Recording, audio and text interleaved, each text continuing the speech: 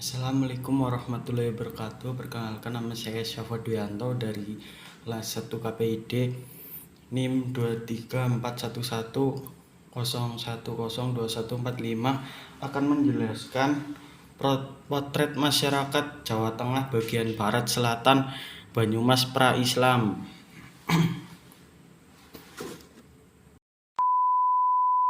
Oke, langsung saja. Yang pertama, dalam posisi hanya sebagai sebuah wilayah kabupaten yang berada dalam kekuasaan kerajaan, tidak banyak pesan sosial politis yang bisa dimainkan oleh masyarakat Banyumas, Wirasaba, dan Pasir Luhur selain menjalankan kewajiban dari pemerintah pusat kerajaan. Selain itu, kondisi geografis wilayah Banyumas yang terisolasi oleh penggunaan di sepanjang utara hingga selatan semakin menjadikan Banyumas tidak strategis untuk menjadi pusat kegiatan sosial politik pada waktu itu. Padahal dari sisi potensi ekonomi yang bisa dihasilkan, Banyumas adalah daerah yang sangat subur sehingga mampu menghasilkan banyak produk pertanian dan perkebunan.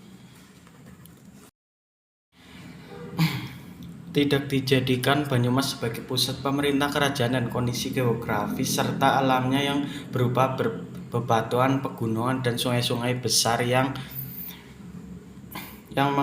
mengitari justru menjadikan Banyumas sebagai wilayah yang memiliki struktur sosial mandiri dan unik jika dibanding umumnya struktur sosial di daerah lain, bahkan di Jawa.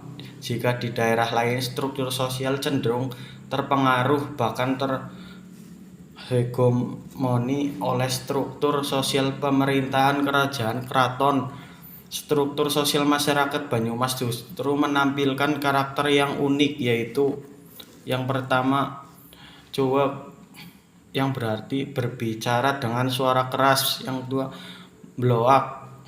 Yang ketiga, dablongan. Yang keempat, ajiban. Yang kelima, ndobos. Yang keenam, banyol.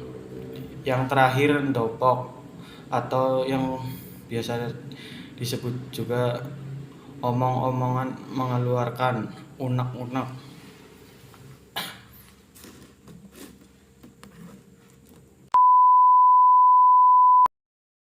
Terus selanjutnya kehidupan ekonomi masyarakat, yaitu dari sisi kondisi alam, seluruh daratan di Pulau Jawa dikenal dengan kesuburan tanah dan curah hujannya yang tinggi. Faktor alam inilah yang kemudian membuat masyarakat di Pulau Jawa mampu mengembangkan budidaya pertanian lahan basah dengan ekspedisi hasil pertanian yang unik antara suatu daerah desa dengan daerah yang lain. Beberapa daerah yang dikelilingi atau diapit oleh beberapa pegunungan vulkanik serta dataran-dataran tinggi bahkan cenderung terisolasi dari pengaruh sosial politik dunia luar.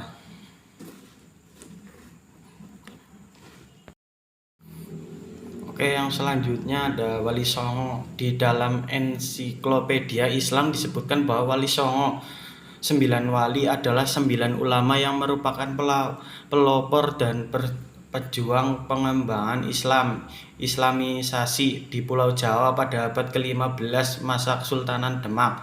Kata wali Arab antara lain berarti pembela, teman dekat, dan pemimpin. Dalam pemakaiannya, wali biasanya diartikan sebagai orang yang dekat dengan Allah, waliyu Allah.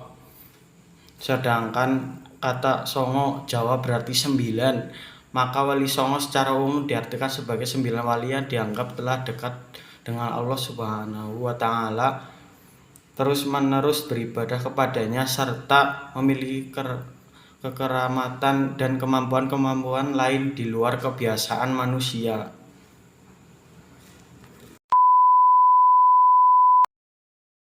Oke, yang selanjutnya, Indonesia merupakan negerinya kaum muslimin moderat.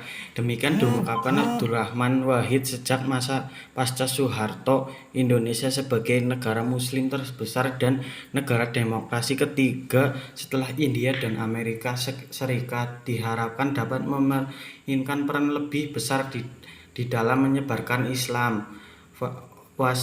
Wasatahiyah Asumardi Azra memandang bahwa Indonesia adalah Islam with a smile face yang penuh damai dan moderat, sehingga tidak ada masalah dengan moderitas, demokrasi, HAM, dan kecenderungan lain di dunia. Dari perspektif Islam, menurut Dawam, pengertian civil society mengacu pada suatu integrasi umat atau masyarakat. Gambaran integrasi ini misalnya terlihat dalam wujud NU dan Muhammadiyah di Indonesia. Dalam konteks ini, civil society lebih mengacu pada penciptaan peradaban. NU didirikan pada tahun 1926 oleh sekelompok ulama dan kiai yang lebih ortodoks, yang terutama berasal dari pesantren di Jawa Tengah dan Jawa Timur, bertekad mempertahankan bentuk-bentuk kepercayaan dan praktek keagamaan tradisional terhadap serangan kaum reformis.